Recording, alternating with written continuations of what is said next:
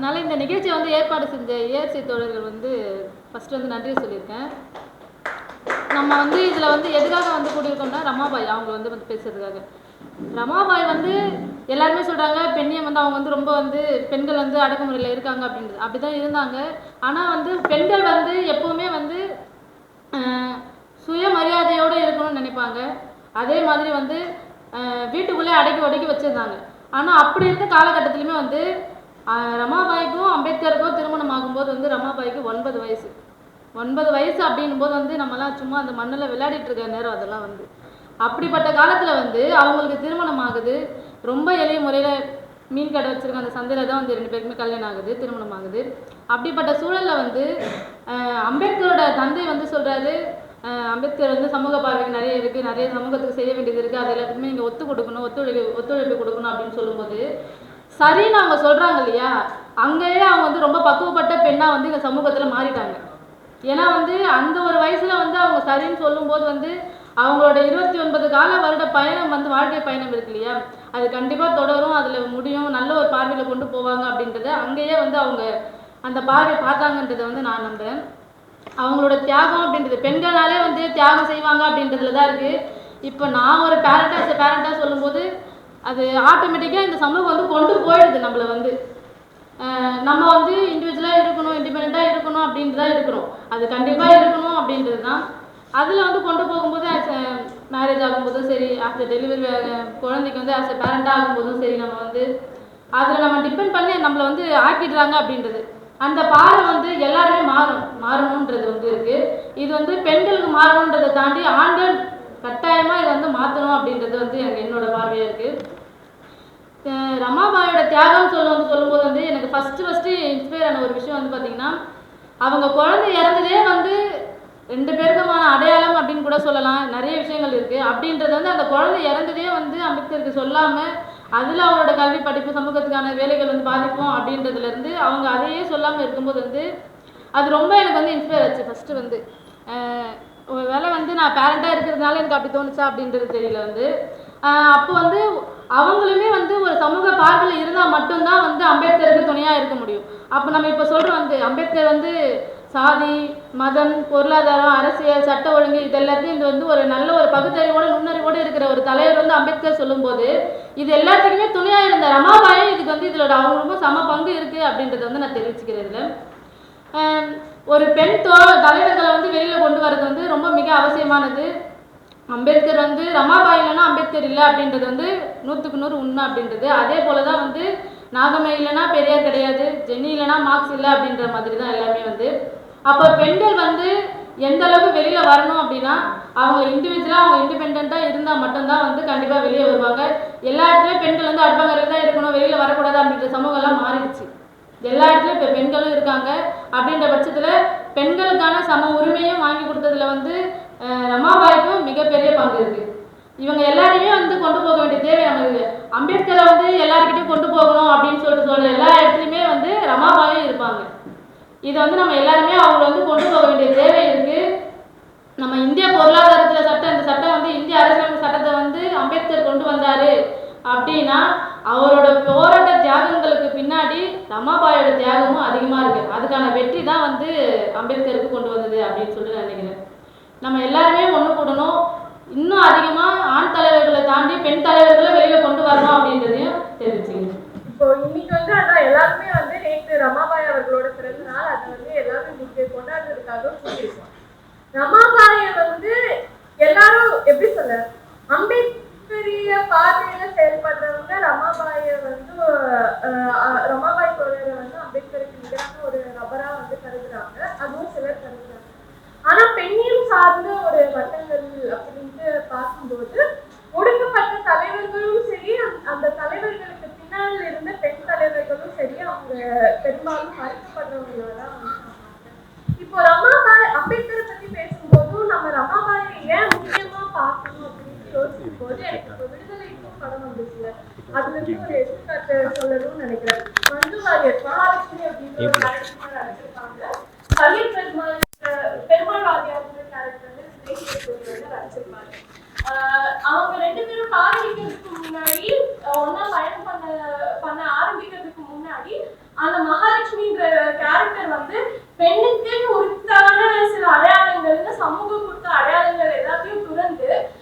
எல்லாரோடும் நின்று சக ஒரு களத்தோழரா நின்று மக்கள் பிரச்சனையை வந்து தட்டி கேட்கிற ஒருத்தவங்களா இருப்பாங்க.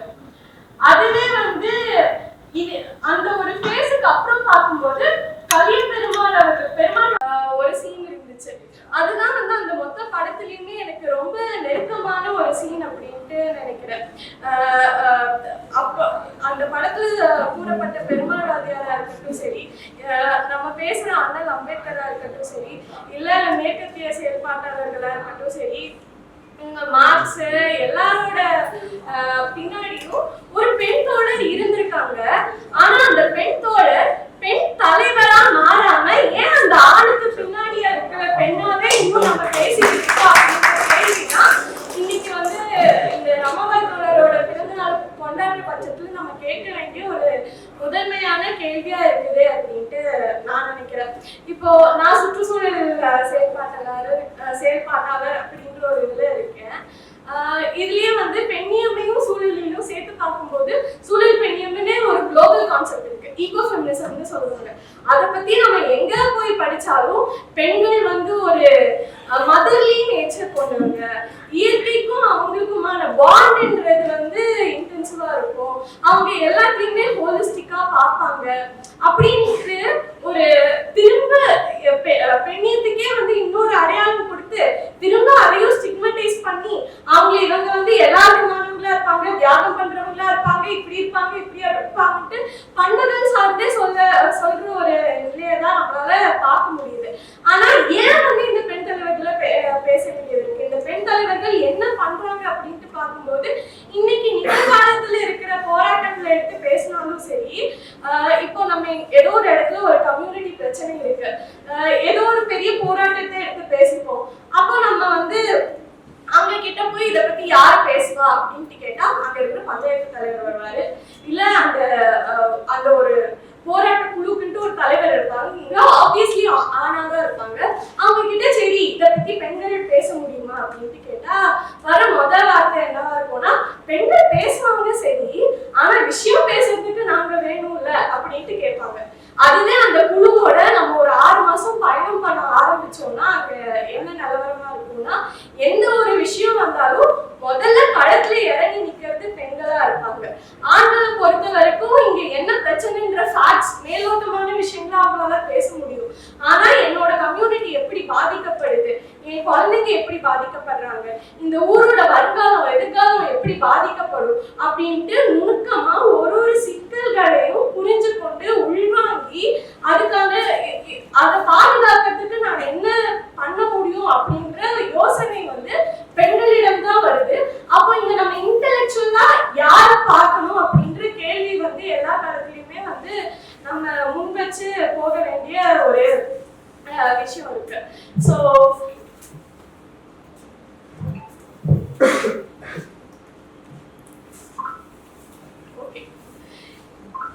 இப்போ வந்துட்டு அதான் இப்போ ரமாபாய் தோழர் அவர்களை கொண்டாடுறது அப்படின்ட்டு சொல்லும் போதே எனக்கு முதல்ல வந்து ஒரு விஷயம், இவங்களை கொண்டாடுறதுக்கான ஏன் கொண்டாடணும் அப்படின்றது எனக்கு வந்து இன்ஸ்டன்டா மைண்ட்ல ஸ்ட்ரைக் ஆன ஒரு இது. இப்போ வந்து புக் ஃபேர் வந்து இப்போதான் நடந்து முடிஞ்சிச்சு. புக் ஃபேர் அப்போ எந்த புத்தக நிலையம்னு நான் மறந்துட்டேன், ஏதோ ஒரு ஸ்டால்ல நான் ஃப்ரெண்ட்ஸோட இருக்கு, சுத்தி வந்து நிறைய பேர் இருக்காங்க. அப்போ ரமாபாய் தோழரை பத்தினா அந்த அண்ணன் புத்தகம் வந்து இருக்குது. அப்போ 2 பேர் வந்து டிஸ்கஸ் பண்ணிட்டு இருக்காங்க. ஒருத்தவங்க வந்து யார் இவங்க அப்படின்ட்டு கேட்குறாங்க. அதுக்கு இன்னொருத்தர் வந்து அம்பேத்கர் அவர்களோட இணையர் அப்படின்றாங்க. ஓ இணையரா, அவ்வளவுதான். அப்போ இவங்களை பார்த்தீங்கன்னா சாவித்ரிபாய் பூலே தோழரா இருக்கட்டும் சரி, ரமாபாய் பூலே தோழரா இருக்கட்டும் சரி, இல்ல ஜென்னி மார்க்ஸா இருக்கட்டும் சரி, இவங்க எல்லாரோட ஆட்டோபயோகிராஃபியை எடுத்து பார்த்தாலும் அவங்க இணைய செய்த சாதனைகள், அவங்க இணைய இதை பண்ணாங்கன்னா இவங்க இந்த தியாகம் பண்ணாங்க, இவங்க வீட்டை பார்த்துக்கிட்டாங்க, இவங்க குழந்தைங்களை பார்த்துக்கிட்டாங்க, இவங்க வீட்டுல வேலை செஞ்சாங்க, அவருக்கு எந்த பிரச்சனையும் வைக்கல, அவங்களே வந்து சுதந்திரமா இருந்துட்டு இவங்களை தொல்லை பண்ணாம எல்லாத்தையும் பார்த்துக்கிட்டாங்க அப்படின்ற ஒரு விஷயம் தான் இருக்குதே தாண்டி, இவங்க ஒரு தலைவரை உருவாக்குறதுக்காக எவ்வளவு பெரிய இன்டெலெக்சுவல் சப்போர்ட் எங்களுக்கு கொடுத்துருக்காங்க. அவங்களுக்கு இருக்கிற எப்படி சொல்ல, இவங்க எல்லாமே பெரிய தலைவர்கள் ஆக வேண்டியவங்களா இருக்கு. அதை விட்டு கொடுத்துட்டு இன்னொரு தலைவர் உருவாகிறதுக்கான ஒரு மேடையை எப்படி அமைச்சு கொடுத்துருக்காங்கன்றது பத்தி தான் இந்த களங்கள்ல வந்து நம்ம பேச வேண்டிய விஷயம் இருக்குன்னு நினைக்கிறேன். அந்த வகையில கிரேஸ் தோழர் வந்து ரமாபாயை பத்தி ஒரு புத்தகம் எழுதிட்டு இருக்காங்க. அதுக்கு ரொம்ப ஆர்வமா நான் வெயிட் பண்ணிட்டு இருக்கேன்றதையும் வந்து இங்க தெரிஞ்சுக்கிறேன். கிரேஸ் தோழரை பத்தியும் இதுல வந்து முக்கியமா சொல்லணும். ஏன்னா நானே வந்து எப்படி சொல்ல, ஒரு மேடையில வந்து இதுக்கு யார் பொருத்தமா இருப்பாங்க அப்படின்னா பெண் தோழர்கள் வந்து நான் கூட பயணிச்சவங்கன்னா தான் எனக்கு ஞாபகம் வருவாங்க. இல்லைன்னா இன்ஸ்டன்டா என் மைண்டுக்கு யாருமே வரமாட்டாங்க. இப்போ ஹிஸ்டாரிக் ப்ரொடெஸ்ட்னா அதுல ஏதோ ஒரு ஆண் தலைவர் அந்த மாதிரியான விஷயங்கள் தான் இருக்கும். ஆனா கிரேஸ் தோழரோட பயணிக்கும் போது வந்து சிம்பிளா ஒரு ரீடிங் ரூம்க்கு என்ன பேர் வைக்கலாம் தோழர், குயிலி பேர் வைக்கலாம் தோழர், ஒரு ஃபிலிம் ஸ்கிரீனுக்கு என்ன பேர் வைக்கலாம் தோழர், டிகே ராசி பேர் வைக்கலாம் தோழர். அந்த மாதிரி அவங்களோட பார்வையே வந்து எப்படி யார் இருக்கிறதுலே ஒடுக்கப்பட்டவங்களா இருக்காங்களோ அவங்க செய்து வேலைகளை முன்னிறுத்தி இருக்கிறது வந்து அவங்க கிட்ட இருந்து ரொம்ப இன்ஸ்பயர் ஆனது. அதை வந்து இங்கேயும் ஷேர் பண்ணிக்கிறோம். ஸோ இன்னைக்கு வந்து நம்ம ரமாபாய் தோழர் அவர்களோட பிறந்த நாளை கொண்டாடுற இந்த தருணத்தை வந்து ஆண் தலைவர்களின் பயோகிராஃபிக்கு உள்ள மட்டுமே புதைக்கப்பட்ட அழிக்கப்பட்ட அதுக்குள்ளேயே மூடி வைக்கப்பட்ட எல்லா பெண் தலைவர்களுக்குமான ரெகக்னிஷனா நம்ம இந்த மேடை எடுத்துட்டு ரமாபாய் தோழரோட பிறந்த நாளை கொண்டாடுற இந்த வேலையில அனைவரையுமே நினைவு கூறுற ஒரு நிகழ்வா வந்து இந்த மேடையை எடுத்துக்கணும் அப்படின்ட்டு நான் நினைக்கிறேன். வரலாற்றின் ஏடுகளை புரட்டுகிற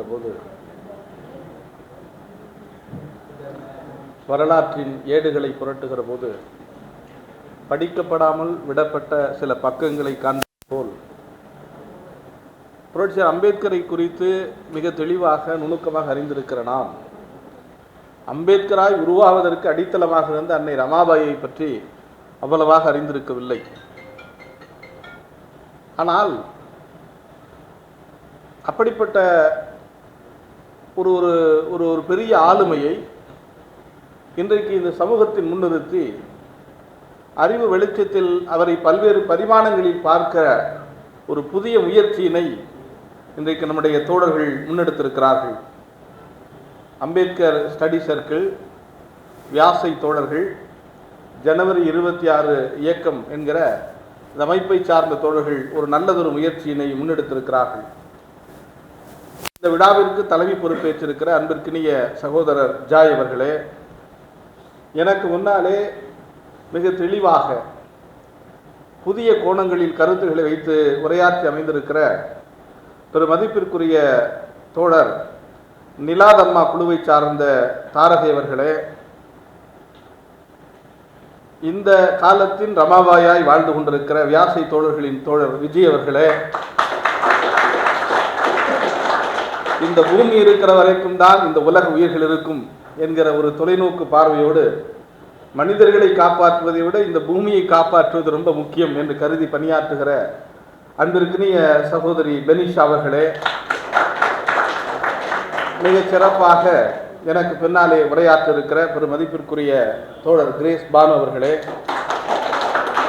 இந்த நிகழ்வினை நெறியாளுகை செய்கின்ற ஐக்கப் இயக்கத்தினுடைய தோழர் இசையரசு அவர்களே, நன்றி உரை வழங்க இருக்கிற அன்பிற்குரிய தோழர் வலவன் அவர்களே, இந்த நிகழ்விலே பங்கெடுத்திருக்கிற உங்கள் அத்துணை பேருக்கும் என்னுடைய அன்பான மாலை வணக்கத்தை தெரிவித்துக் கொள்கிறேன். கிராமத்திலே பிறந்தவர். என்னுடைய தாத்தா அமிர்தம், என்னுடைய அப்பாவுடைய அம்மா சபரியம்மாள், ரெண்டு பேரும் ஒரு பண்ணையிலே கூலி தொழிலாளியாக வேலை செய்தவர்கள். செட்டியார் சமூகத்தை சார்ந்த ஒரு வீட்டில் பண்ணை கூலிகளாக இருந்து வேலை செய்தவர்கள்.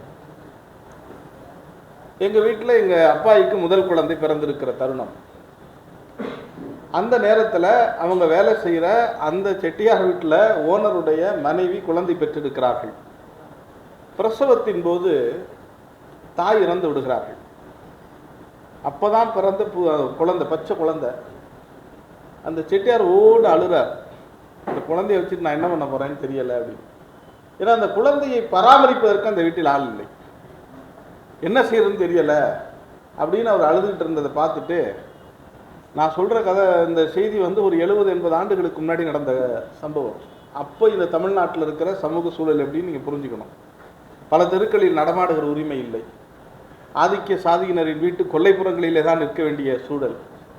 அந்த காலகட்டத்தில் எங்கள் அப்பாயி நேராக போய், செட்டார கவலைப்படாத, குழந்தைக்கு குழந்தையா நான் வளர்க்குறேன்னு அந்த குழந்தைய தூக்கி தோளில் போட்டுட்டு நேராக சேரிக்கு வந்துட்டாங்க.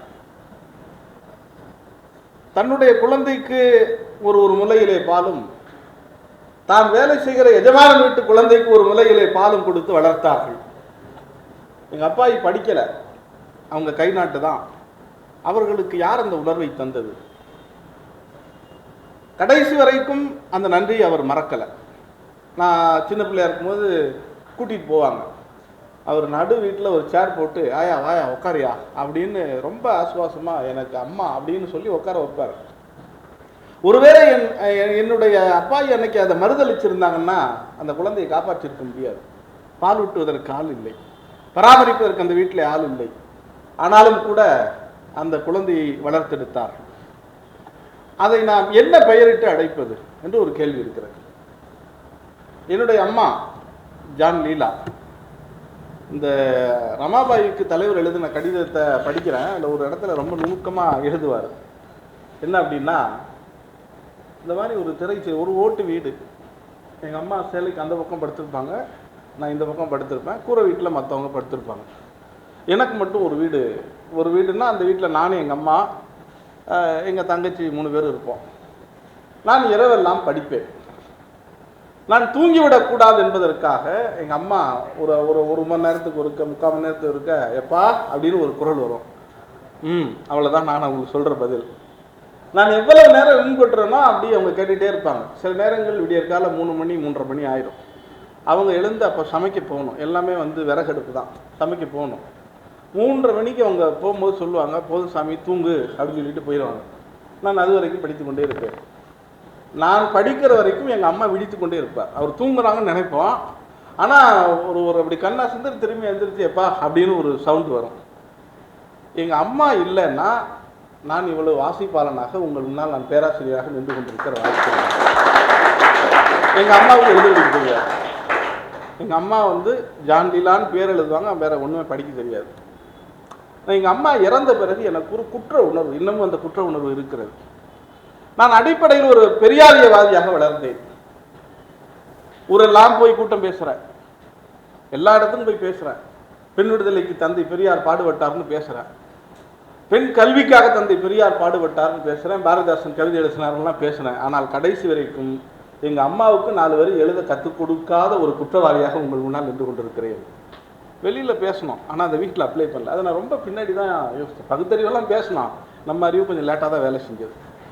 ஊர் பூரா போய் பெண் விடுதலையை பற்றியும் பெண் கல்வியை பற்றியும் பேசினமே, நம்ம அம்மா நமக்கு களபறிச்சு கூலி வேலை செஞ்சு 40 ரூபாய் அந்த கொண்டு கொடுப்பாங்க. அதை வச்சுக்கிட்டு தான் நான் பள்ளிக்கூடத்துக்கு போகணும், சாப்பிடணும், துணிமணி வாங்கிக்கணும், எல்லா வேலைகளையும் நான் செய்து கொண்டேன். எங்கள் அப்பா கொஞ்சம் காசு கொடுப்பார், அவ்வளோதான். ஆனால் எங்கள் அம்மாவுடைய உழைப்பு அதிகமாக இருந்தது. அப்போ எழுத படிக்க தெரியாத என் அம்மாவுக்கு நான் கற்றுக் கொடுக்கவில்லை என்பது நிஜமாகவே இன்றைக்கும் அது ஒரு குற்றமாகவே நான் கருதுகிறேன். என் அம்மாவுக்கு நான் படிக்க வேண்டும் என்று இவ்வளவு பெரிய ஆளுமையாக வர வேண்டும் என்று அவர்கள் செய்த உணர்வு இருக்குல்ல, அதற்கு என்ன பெயர் வைப்பது என்று எனக்கு தெரியவில்லை. நான் இந்த கடிதத்தை படித்த பிறகு என்னுடைய நினைவில் ஓடியது இந்த 2 பெண் ஆளுமைகளைத்தான் நான் சொல்லுகிறேன். அது எங்கள் குடும்பத்தில் அப்படிங்கிறதுக்காக சொல்லலை, எங்கள் வாழ்க்கையில் நடந்த அந்த சம்பவம் இங்கே சொல்வது பொருத்தமாக இருக்கும் என்பதற்காக சொல்லுகிறேன். ஏன் அப்படின்னா, அந்த இடத்துல தான் நம்முடைய அன்பு தாயார் அன்னை ரமாபாயை நாம் வைத்து பார்க்க வேண்டிய தேவை இருக்கிறது. எனக்கு முன்னாலே பேசிய தோழர்கள் ஒன்றை குறிப்பிட்டார். ஒரு தியாக சட்டம் செய்து அதுக்குள்ளே ஒரு ஃபோட்டோ ஃப்ரேம் மாதிரி மாட்டிடாதீங்க, பெண்களை எப்படி பார்க்காதீர்கள் அப்படின்னு சொன்னாங்க. அது அவர்களின் பார்வை. ஆனால் அந்த தியாக உணர்வு இல்லாமல் இருந்திருந்தால் என்ன நடந்திருக்குங்கிறத அம்பேத்கர் இதில் எழுதுகிறார். ஒரு புனிதப்படுத்தக்கூடாதுங்கிறதுல நானும் உறுதியாக இருக்கிறேன். எனக்கு அதில் நம்பிக்கை இல்லை, யாரையும் புனிதப்படுத்தக்கூடாதுங்கிறதுல. ஏன்னா புனிதப்படுத்திட்டீங்கன்னா அதோட முடிஞ்சு வச்சு, அவ்வளோதான். ஆனால் அன்னை ரமாபாயை நாம் எந்த கோணத்திலிருந்து வைத்து பார்ப்பது? உள்ளபடியே வாழுகிற போது அவர் ஒரு தலைவராகத்தான் இருந்தார். நம்முடைய தலைவர் அவருக்கு எழுதுகிற கடிதத்தில் ஒரு சமூக அரசியல் உரையாடலை நிகழ்த்துகிறார்.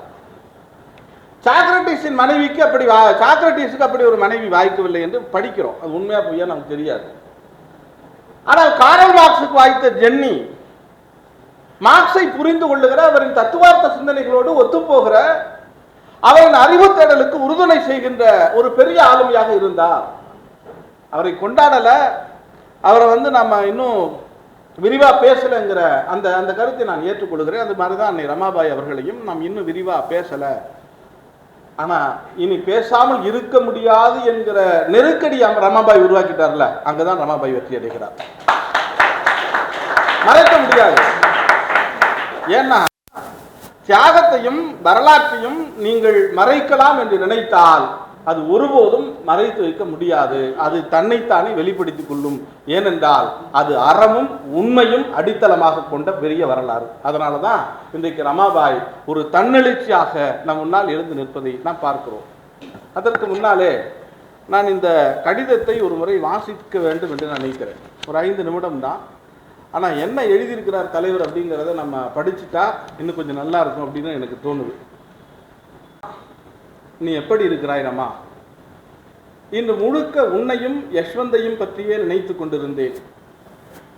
உன்னை பற்றி எண்ணுகையில் உருக்குலைந்து போகிறேன். சமீப காலங்களில் என்னுடைய உரைகள் பெரும் விவாதங்களை எழுப்பியிருக்கின்றன. வட்டமேசை மாநாட்டில் நான் நிகழ்த்திய உரைகள் நன்றாகவும் ஊக்கமூட்டுவதாகவும் இருந்ததாக செய்தித்தாள்கள் குறிப்பிட்டுள்ளன. அதற்கு முன்னால் இந்த மாநாட்டில் என்னுடைய பங்கு என்ன என பிரதிபலித்துக் கொண்டிருந்தேன். நம் நாட்டின் ஒடுக்கப்பட்ட குடிமக்களின் முகங்கள் கண்முன் நின்றன. பல்லாயிரக்கணக்கான ஆண்டுகளாக இவர்கள் வலியிலும் துயரத்திலும் உடன்று அல்லல்படுகிறார்கள். தங்களுடைய துயரங்களுக்கு முடிவோ விடிவோ இல்லை என்று நம்புகிறார்கள். நான் அதிர்ந்து போனேன். என்றாலும் இந்த தீமைக்கு எதிராக போரிட்டுக் கொண்டிருக்கிறேன். பெரும் அறிவுறுதியை பெற்றவனாக உணர்கிறேன். என்னுடைய மனதில் பல சிந்தனைகள் நிழலாடுகின்றன. இதயம் பல வகையான உணர்ச்சிகளால் நிரம்பியுள்ளது. நான் நம் வீட்டையும் உங்கள் எல்லோரையும் காண துடிக்கிறேன். உன்னை எண்ணி பிரிவு உழல்கிறேன். யஷ்வந்தின் நினைவு வாட்டி எடுக்கிறது. என்னை வழியெழுப்ப கப்பல் வரை வந்தாய். உன்னை வரவேண்டாம் என நான் சொல்லியும் எனக்கு பிரியா விடை கொடுக்க ஓடோடி வந்தாய். சுற்றி இருந்த மக்கள் என்னை ஆரவாரத்தோடு வழியனுப்பி வைப்பதை கண்கூடாக பார்த்தாய். நீ நன்றி உணர்வினால் நிறைக்கப்பட்டவளாக, உணர்ச்சி வயப்பட்டவளாக காட்சியளித்தாய். உன்னுடைய உணர்வுகளை சொற்களை கொண்டு வெளிப்படுத்த இயலாமல் நின்றாய். நீ பேச நினைத்ததையெல்லாம் உன் விழிகள் தெரியப்படுத்திவிட்டன. நீ உதிர்க்கும் சொற்களை விட உன்னுடைய மௌனம் பலவற்றை பேசியது. நீ உதிர்க்கும் சொற்களை விட உன்னுடைய மௌனம் பலவற்றை பேசியது. உன் நாவினில் சொற்கள் பூத்தன எனினும் உன் விழி துளிகளே அச்சொற்களின் முழு பொருளாகும். அந்த கண்ணீர் துளிகள் வாய்மொழி வெளிப்படுத்த இயலாதவற்றையெல்லாம் பேசின.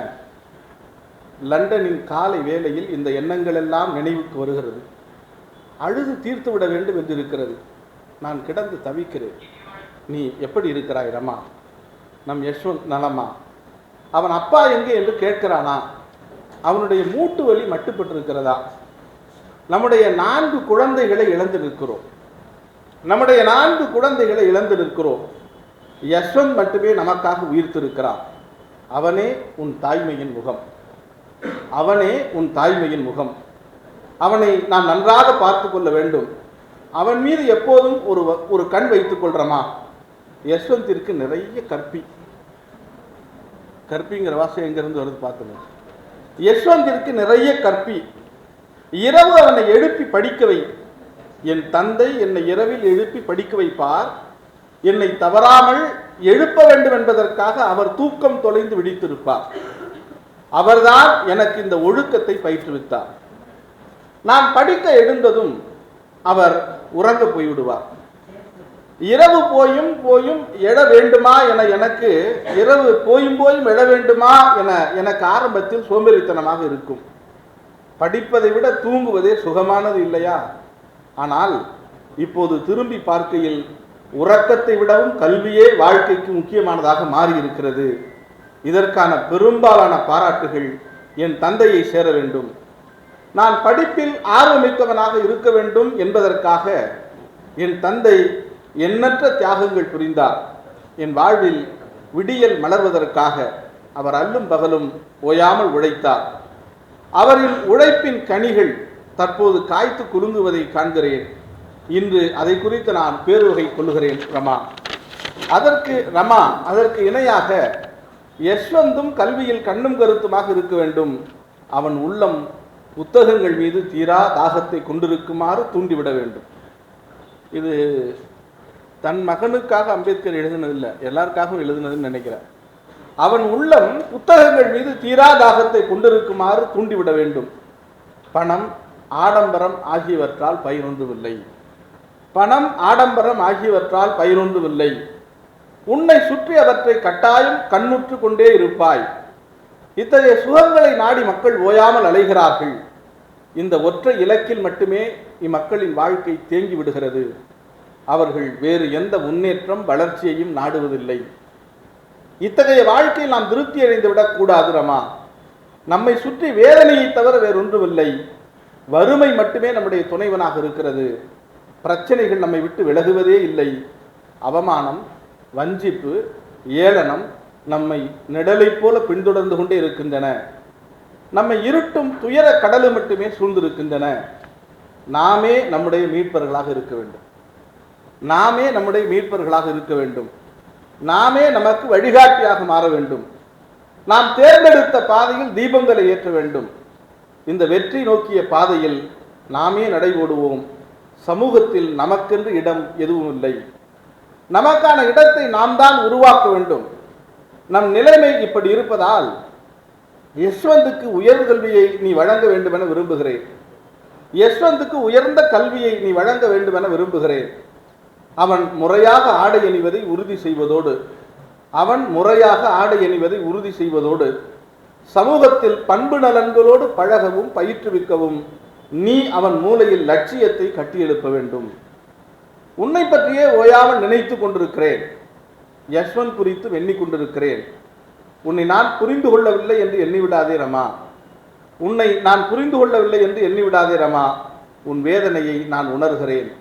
உதிரும் இலைகளைப் போல் உன் உடல் நலம் தேய்வதையும் உன் உயிர் மரம் காய்ந்து சருகாவதையும் அறிவேன். ஆனால் நான் என்ன செய்ய இயலும் ரமா? எப்போதும் விலகம் இருக்கும் வறுமை ஒருபுறம் இழுக்கிறது, மற்றொருபுறம் என்னுடைய பிடிவாதமும் உறுதிமிக்க சபதமும் நிற்கிறது. அறிவை தேடியடைய வேண்டும் எனும் என்னுடைய சபதம். வேறு எதை பற்றியும் கவலைப்படாமல் அறிவு தேடலில் என்னை மூழ்கடித்து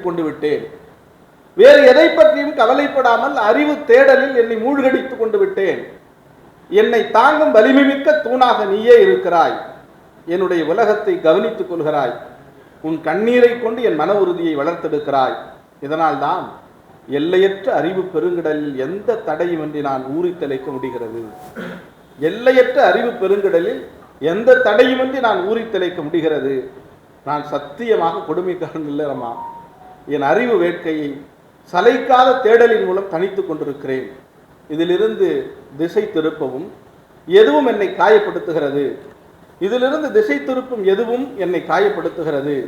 என் அமைதியை சீர்குலைத்து கோபம் கொள்ள வைக்கிறது. எனக்கு இதயம் இல்லதுரமா. நான் பரிதவிக்கிறேன். ஆனாலும் புரட்சிக்கு என்னை ஒப்புக் கொடுத்திருக்கிறேன்.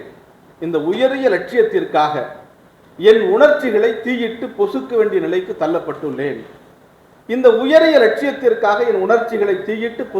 நிலைக்கு தள்ளப்பட்டுள்ளேன். இதனால் நீயும் யஷ்வந்தும் கூட சமயங்களில் பாதிக்கப்பட்டிருக்கிறீர்கள் என்பது உண்மை.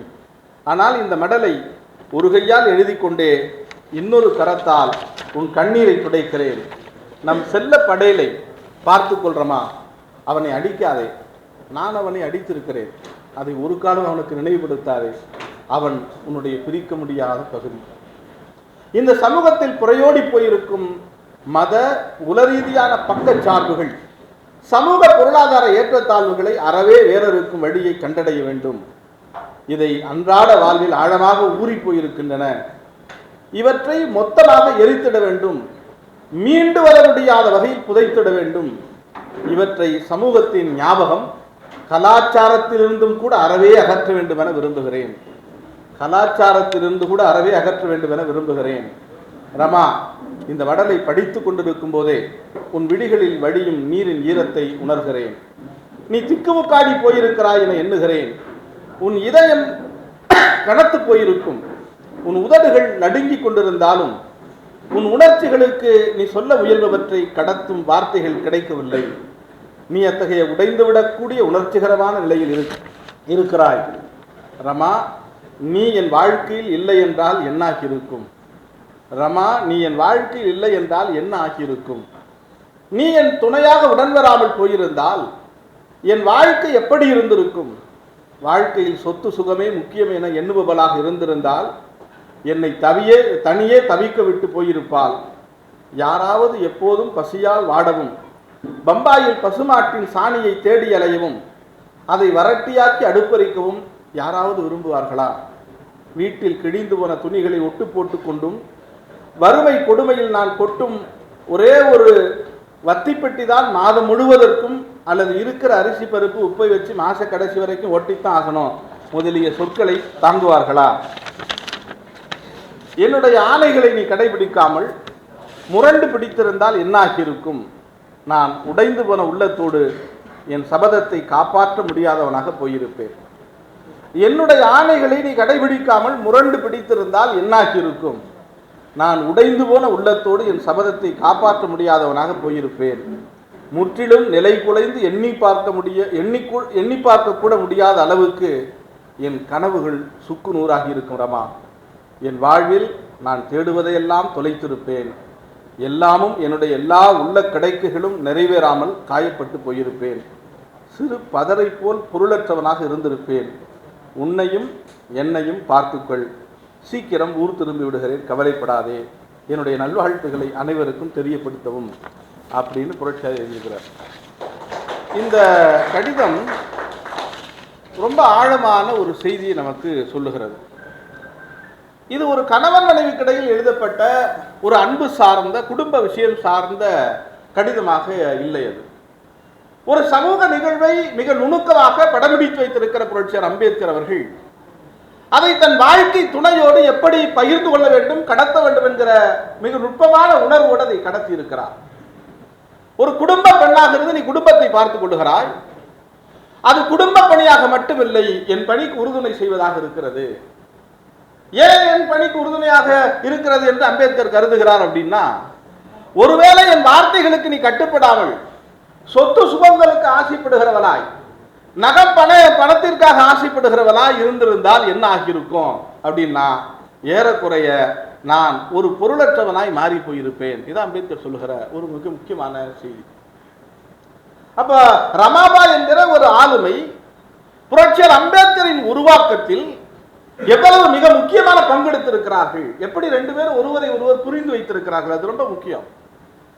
இல்வாழ்க்கையில் இருக்கிற ரெண்டு பேரும் புரிதல் இல்லைன்னா என்ன சிக்கல் வருங்கிறதை நாம் கண்கூடாக பல இடங்களிலே பார்க்கிறோம்.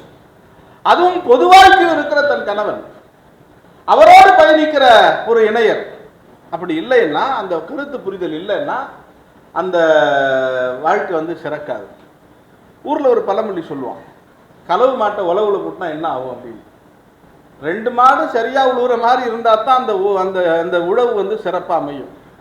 இல்லை ஒன்று ஏறு உழுவுற மாடா இல்லைன்னா அந்த வாழ்க்கை பயணம் சிறக்காது.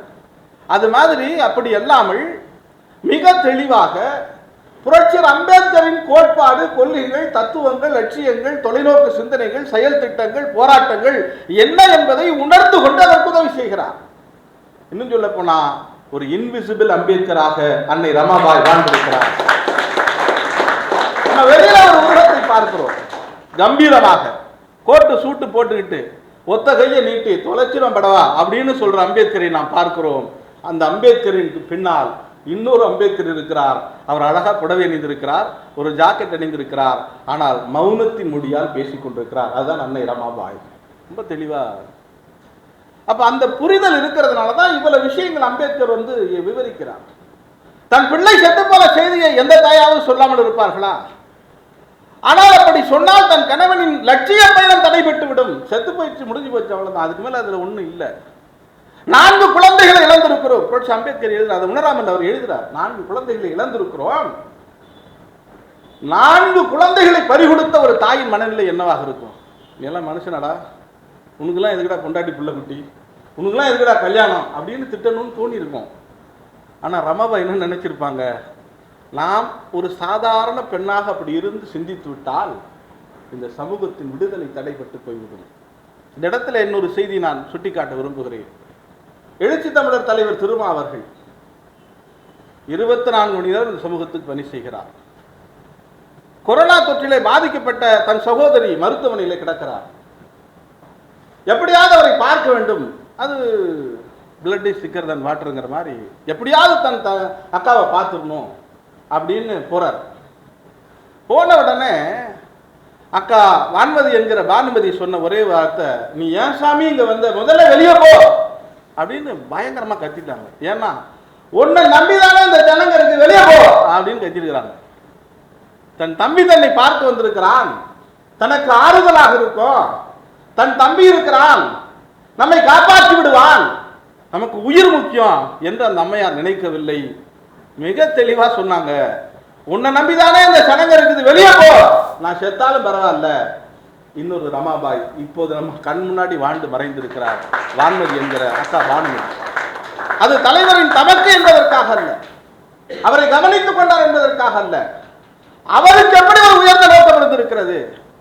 நான் தம்பிக்கு உதவி செய்வதன் மூலமாக, தம்பியை காப்பாற்றுவதன் மூலமாக இந்த சமூகத்தை காப்பாற்றுகிற பணியை மறைமுகமாக செய்து கொண்டிருக்கிறேன். அதான் அவங்க புரிஞ்சு வச்சிருந்தது.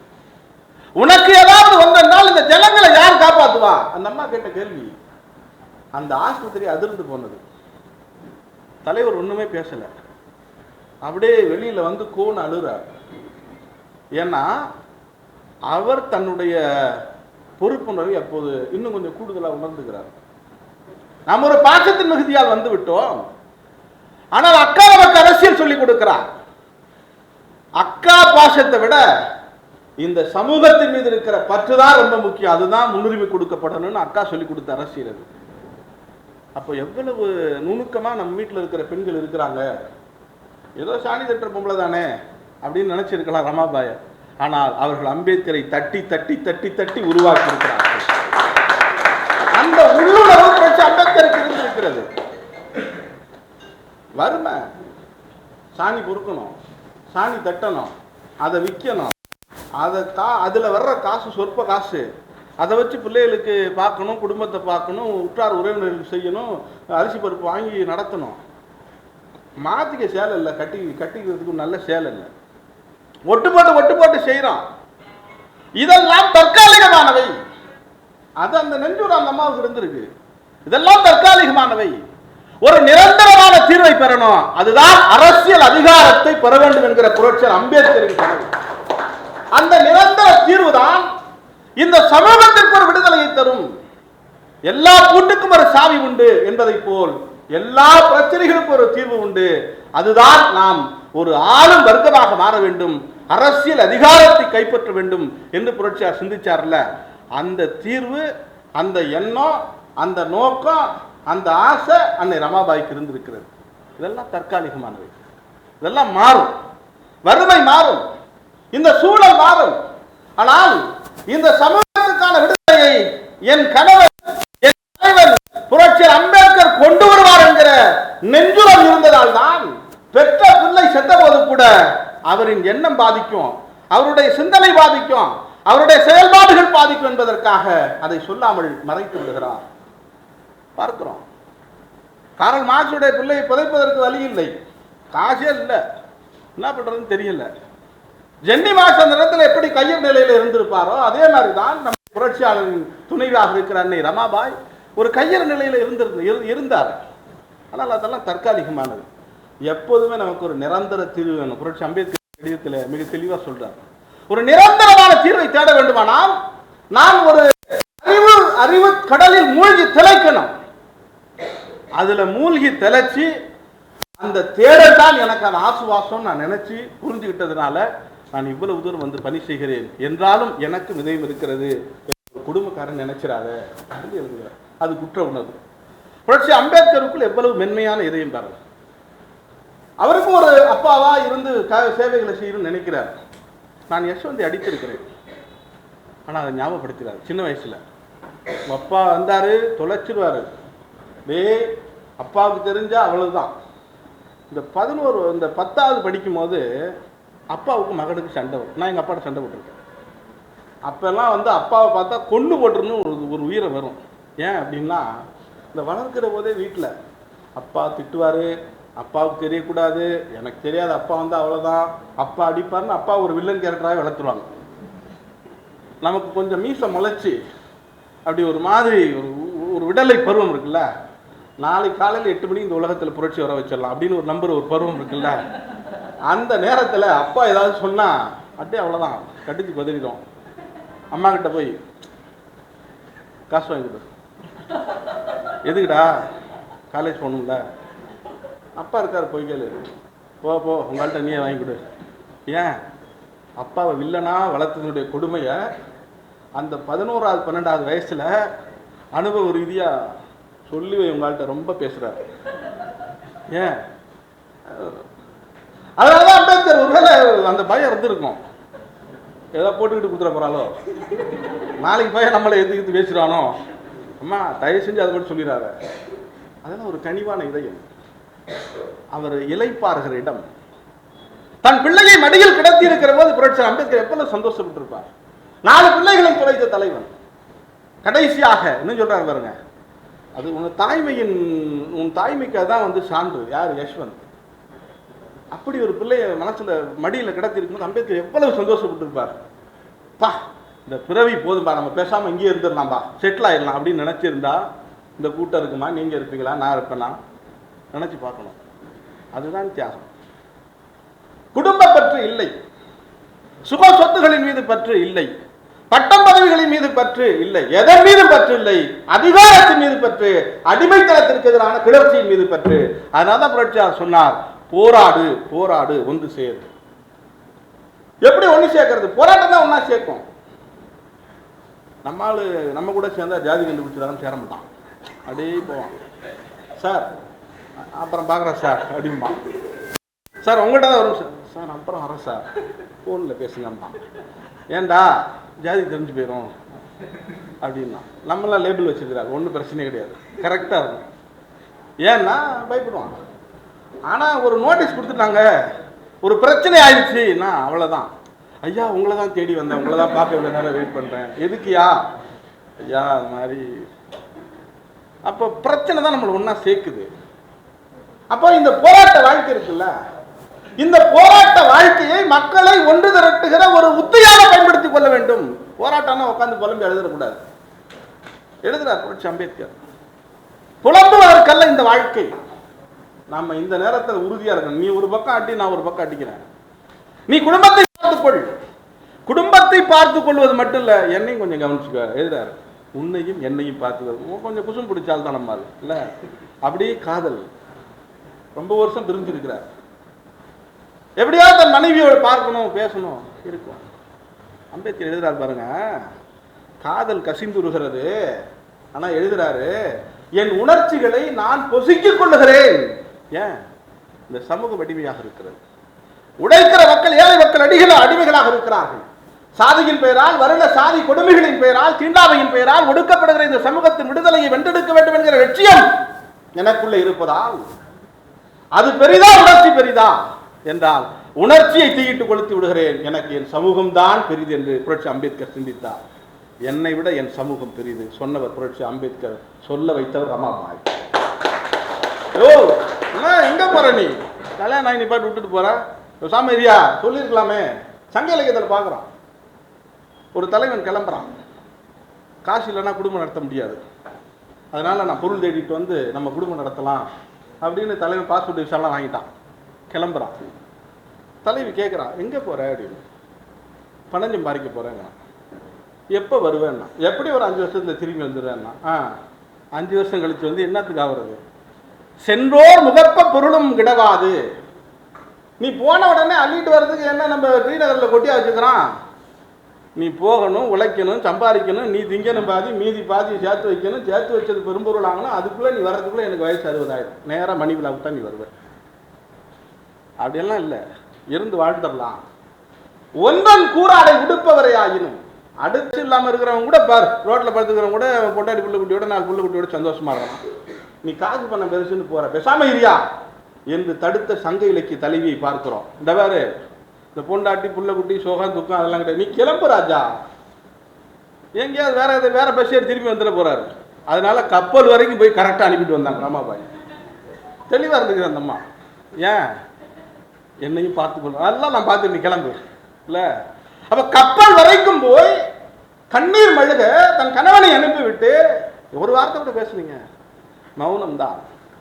அந்த மௌனத்தை மொழிபெயர்க்கிற ஆற்றல் அம்பேத்கருக்கு உண்டு. நீ என்ன சொன்னேன்னு எனக்கு புரிஞ்சிருச்சு, திரும்பி வந்துடாத, அதான் செய்தி. உன் மௌனத்தை நான் இப்படி மொழிபெயர்த்து கொண்டேன், எனக்கு புரியுது அந்த நீ என்ன சொன்ன வர்றேன்னு. போற வேலை முடியறதுக்குள்ள திரும்பி வந்துடாது. சங்க இலக்கியம் படிச்சிடாது. படிச்சா ஒன்று பாதி வெளியில் இறக்கி விட்டுரும். பொருள் பெரிதென்று திரும்பி வந்து விடுவாய், இல்வாழ்க்கை பெரிதென்று திரும்பி வந்து விடுவாய், சுகம் பெரிதென்று திரும்பி வந்து விடுவாய். ஆனால் நீ வராத. ஏன்? உன் தலை மீதும் உன் தோள் மீதும் அப்படி ஒரு பொறுப்பு சுமத்தப்பட்டிருக்கிறது என்று நீ சொன்னதாக நான் புரிந்து கொள்ளுகிறேன் அம்பேத்கர் எழுதுகிறேன். அந்த வார்த்தையை நான் புரிஞ்சுக்கிறேன். எல்லாவற்றையும் விட இந்த சமூகம்தான் பெரிதென்பதை அந்த புரிதலுக்கு பற்றி அம்பேத்கர் வர்றாருன்னா அதுக்கு அன்னை ரமாபாய் ஒரு மிக முக்கியமாக காரணமாக இருந்திருக்கிறார் என்பதை இந்த கடிதம் ஒரு சான்றாக நமக்கு சொல்லுகிறது. ரொம்ப ஆழமா ரொம்ப தெளிவா புரட்சி அம்பேத்கர் எழுதுறாரு பாருங்க. ரொம்ப மனம் நொந்து போறார். அவர் எவ்வளவுதான் படித்திருந்தாலும் எவ்வளவுதான் வாழ்க்கையில உயர்ந்திருந்தாலும் கூட இந்த சமூகம் அவரை அழுத்தி கொண்டே இருந்தது. அதெல்லாம் சரி, நான் சொல்லணுங்கிற அவசியம் இல்லை.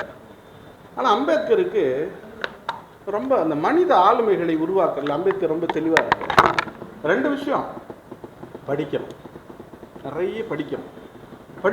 படிக்கத்தான் அறிவு வளரும், மாறும். அப்போ அறிவுங்கிறது என்ன? வெறும் புஸ்தகம் படிக்கிறது மட்டுமா? புத்தகம் படிக்கிறது மட்டும் இல்லை, ஆனால் படித்த பிறகு அது ஒரு வேலை செய்யும். ஒரு பையன் கேட்டான் நேற்று, ஐயா சும்மா எப்போ பாரு படிங்கிறீங்க, படித்தா எல்லாம் மாறிடுமா அப்படின்னு கேட்டான். படித்தா எல்லாம் மாறாதுன்னு. அப்புறம் ஏன் படிக்க சொல்றீங்க அப்படின்னு கேட்டான். மாவோ சொன்னார், காற்று சும்மா இருந்தாலும் மரங்கள் சும்மா இருந்தாலும் காற்று அதனை விடுவதா இல்லைன்னு ஒரு கோட் சொல்லியிருக்கிறார்ப்பா. நீ படித்து நல்ல கருத்தை 4 கருத்தை தெரிஞ்சுக்கிட்டேன்னா நீயே கிளம்பிடுவ, நான் போடான்னு சொல்லணுங்கிற அவசியம் இல்லை. அப்போ உன்னுடைய எண்ணங்களில் கருத்துகள் நிறைஞ்சிருக்குது அப்படின்னா ஆட்டோமேட்டிக்காக நீ ஒரு சமூக செயற்பாட்டாளராக மாறிடுவ. இப்போ நான் பையங்களை படிங்கன்னு சொல்கிறேன், படிக்கிறேன்னு சொல்கிறான், படிக்கிற மாதிரி படிக்கிறான், ஆனால் என்ன படித்தான்னு எனக்கு தெரியலை. புத்தகங்கள் வாங்கி அடித்து வச்சிருக்கிறேன், ஒரு நூலகம் நிறைய வைத்திருக்கிறேன், படிக்கிறார்கள்.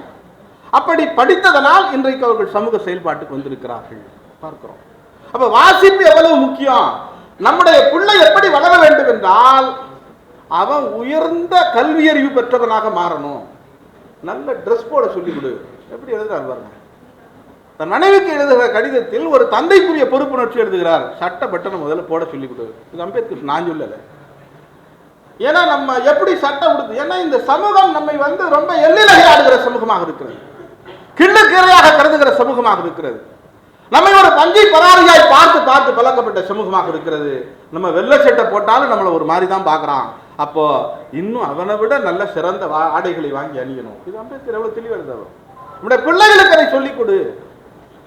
அறிவும் ஒழுங்குணர்வு ரொம்ப முக்கியம், ஒழுக்கம் ரொம்ப முக்கியம், எல்லாத்தோட அது ரொம்ப முக்கியம். அவருடைய பிள்ளைகளுக்கு ஒழுக்கத்தை சொல்லிக் கொடு. இது யஷ்வந்துக்காக அம்பேத்கர் எழுதுனதில்லை, நம்ம எல்லாருக்காகவும் புரட்சி அம்பேத்கர் எழுதுனது. நல்ல ஆடைகளை உடுத்த வேண்டும், ஒழுங்குணர்வோடு வாழணும், அறிவு தேடல் இருக்கணும், நிறைய படிக்கணும். நீங்கள் படித்து உணர்ந்து கொள்ளுகிற அந்த சிந்தனைகளால் இந்த சமூகத்தில் பணியாற்ற வேண்டும். அப்படி நீங்கள் செய்கிற பணிதான் அன்னை ரமாபாய்க்கும் புரட்சியாளருக்கும் நாம் செலுத்துகிற மிகப்பெரிய வீர வணக்கமாக இருக்கும். அப்போ புரட்சியர் அம்பேத்கருக்கும் ரமாபாய்க்குமான உரையாடலை படிப்பது என்பதே ஒரு அரசியல் தான். இதை ஒரு பயிற்சி பட்டத மாதிரி கூட வச்சு நம்ம செய்தால் நல்லா இருக்கும். வரிக்கு வரி பேசுவதற்கு நிறைய இருக்கிறது. நம்ம பைபிள் இருக்கு, ஒரு அற்புதமான புத்தகம். ஒரு வசனத்தை வச்சு ஒரு கூட்டம் நடத்தணும், எழுப்புதல் கூட்டம் நடத்திடலாம். காசுங்க, அவ்வளோ காசுங்க, பணங்காய்க்கும் வர்றங்க. நமக்கு பிழைக்க துப்பு இல்லை, இந்த கடிதாசி எடுத்து பேசிட்டு இருக்கிறோம். இதையும் நம்ம பைபிளை மாற்றணும். நமக்கு பைபிள் எழுதுறான்னா இதுதான் பைபிள், புரட்சி அம்பேத்கர் எழுதி கொடுத்த வரிகள் தான் பைபிள். இதை படிக்கணும். படிக்கிறது மட்டும் இல்லை, இதை கொண்டு போய் சேர்க்கணும். நான் கர்நாடக மாநிலத்தினுடைய கர்நாடக மாநிலத்தில் போய் அங்கே இருக்கிற தலித்துகளின் வாழ்க்கை பற்றி அறிவதற்காக நானாக சும்மா கோடை காலத்தில் ஒரு நாள் கிளம்பி போனேன். அப்படி ஒரு 2-3 மாவட்டங்களை சுற்றி பார்க்குறேன். எனக்கு அங்கே மொழிபெயர் சொல்ல ஆள் இல்லை, இருந்தாலும் அப்படி போய் சுற்றி பார்க்குறேன். ஒரு மாவட்டம், ஒரு பலா போன கிராமம். அந்த கிராமத்துக்கு போகிறேன். ஒரு 6 மணி இருக்கும். ஒரு ரேடியோவில் ஒரு பாட்டு போடுறாங்க. எல்லாரும் வந்து உக்காந்துட்டாங்க. எல்லாம் ஆளுக்கு ஒரு அம்பேத்கர் புத்தகத்தை வச்சு படிச்சுட்டு இருந்தாங்க. எனக்கு ஒரே ஆச்சரியம். வழக்கமாக ரேடியோ போட்டால் பைபிள் தீட்டு வந்து படிப்பாங்க. ஆனால் எல்லாரும் அம்பேத்கரை படிக்கிறாங்க. ஒருத்தர் படிக்கிறார், எல்லாரும் உட்காந்து கேட்குறாங்க. அவ்வளோ பேரும் உழைக்கிற சாதாரண ஏழை மக்கள். அப்போ அம்பேத்கரை உள்வாங்கணும், அம்பேத்கரை எடுத்து சொல்லணும். எடுத்து சொல்லணும்னா நாம் அதை புரிஞ்சுக்கணும். அதை புரிஞ்சுக்கணும்னா நான் நம்ம நிறைய வாசிக்கணும். அதான் அம்பேத்கர் சொல்றாரு, நம்முடைய பிள்ளைகளுக்கு படிக்கிற பழக்கத்தை உருவாக்கு, அறிவு தேடலை உருவாக்கு. அந்த அறிவு தேடல் தான் இங்கே நிறைய பிரச்சனைகளை வந்து மாற்றுங்கிறார். இந்த சமூகம் எப்படிப்பட்ட சமூகம்? சமூக பொருளாதார ஏற்றத்தாழ்வுகளை கொண்ட ஒரு சமூகமாக இருக்கிறது. ரொம்ப தெளிவாக எழுதுறாரு பாருங்க. அதை நம்ம அறவே அழிக்கணும்.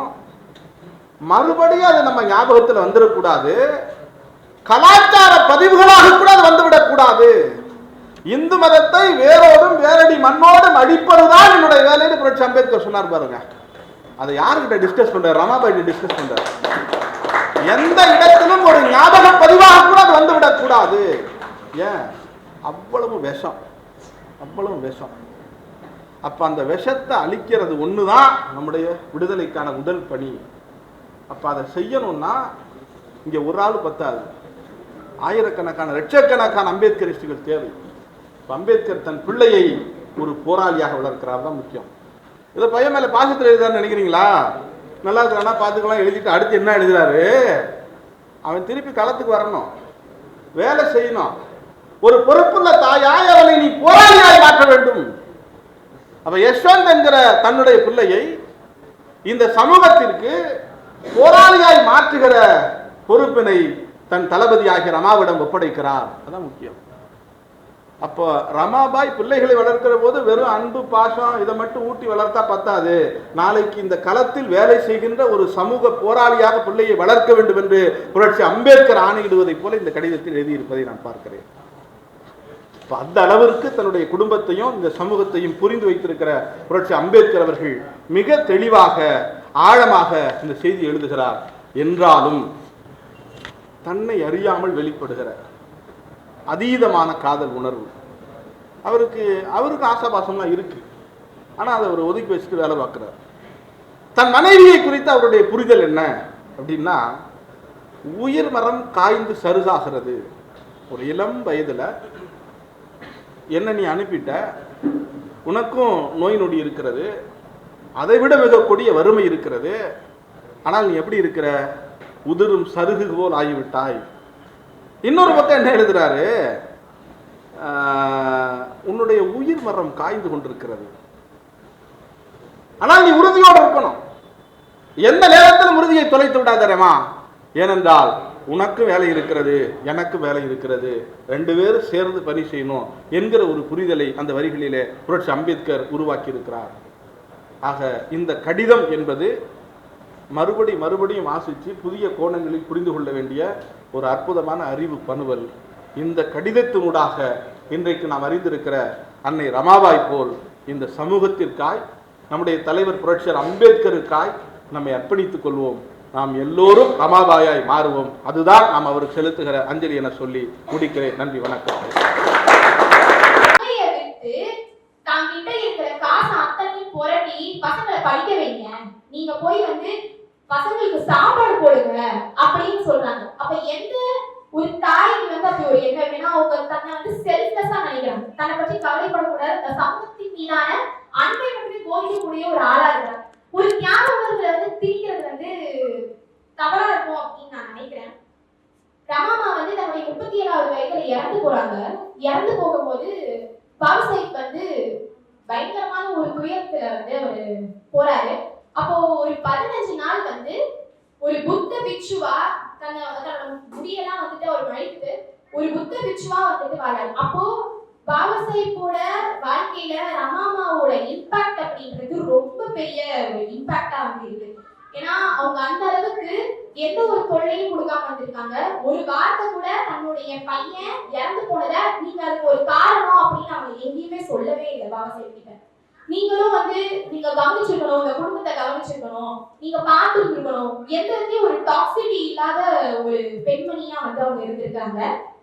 அது வந்து எனக்கு அதுல இருந்து ரொம்ப இன்ஸ்பயர் ஆனது அதுதான். ஏன்னா ஒரு செல்ஃபா வந்து அவங்க இண்டிபெண்டன்டான வந்து ஒரு உமனா இருக்கவும் நம்ம எல்லாரும் அப்படிதான் இருக்குன்னு நினைக்கிறேன். இன்னொரு விஷயம், தீர்மானம் எடுக்க வேண்டியது பெண்களா தான் இருக்கணும்னு நினைக்கிறேன். ஏன்னா பெண்களுக்கு வாய்ப்பையோ சுதந்திரமோ ஆப்பர்ச்சுனிட்டிஸோ கொடுக்கல. ஏன்னா அதை எடுத்துக்கணுமா வேணாமான்றத வந்து ஒரு பெண் தான் வந்து முடிவு பண்றாங்க. இங்க ரமாமாயுமே அவங்க என்ன பண்ணணும்ன்றத அவங்க தான் முடிவு பண்றாங்க. எந்த விதத்துலயும் பாபா சாஹேப் மேல அவங்க எந்த விதத்துலயுமே டிபெண்டா இல்லை. ஏன்னா அவங்க நகையை எடுத்து பசங்களை படிக்க சொல்றதா இருக்கட்டும், பாபா சாஹேப் கிட்ட கேட்டு அவங்க பண்ணல. அதே மாதிரி அவங்க வந்து ஒரு விஷயம் பண்ணும்போது எதுவுமே அவங்க பாபா சாஹேப் கிட்ட கேட்டு பண்ணல. அப்ப அவங்க தனிச்சையா சிந்திக்கிறாங்க. அவங்க செல்ஃப் லிபரேட்டடா எந்த வகையிலையுமே சாராத ஒரு பெண்ணா இருக்கிறாங்க. நம்ம எந்த அளவுக்கு வந்து பாபா சாஹேப்க்கு நம்ம நன்றி சொல்றோமோ அதுக்கு இணையா இந்த சமூகத்துக்கு மேல அன்பு வச்சிருந்த ரமாமாய்க்கும் சமூகத்திற்கு பாபா சாஹேப்பை தந்த ரமாமாய்க்கும் நம்ம எப்பவுமே நன்றியோட இருக்கணும். அதுக்கான நன்றி வந்து நம்ம இங்க சொல்றோம். ஜெய்பீம். நான்